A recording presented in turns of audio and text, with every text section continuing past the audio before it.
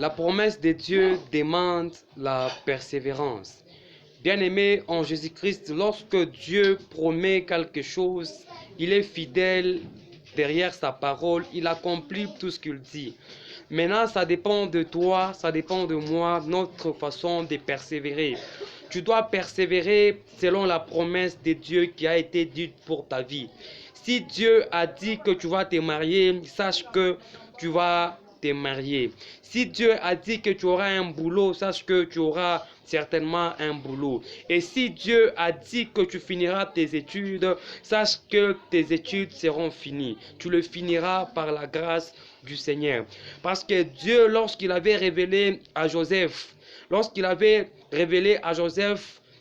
que la lune et les étoiles s'étaient prosternées devant lui, Joseph ne pouvait pas voir les procédures qui a été dites afin qu'il arrive à ce qui lui a été promis par Dieu.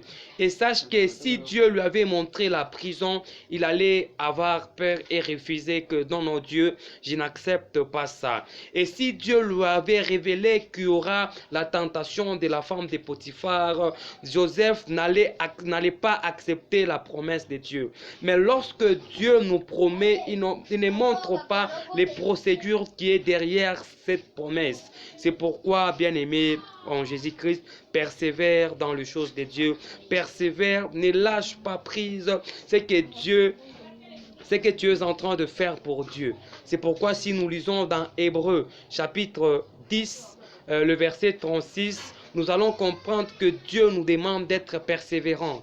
Dieu nous demande d'être persévérants. Persévère, bien-aimé en Jésus-Christ, persévère. Que Dieu te bénisse grandement et énormément. Amen.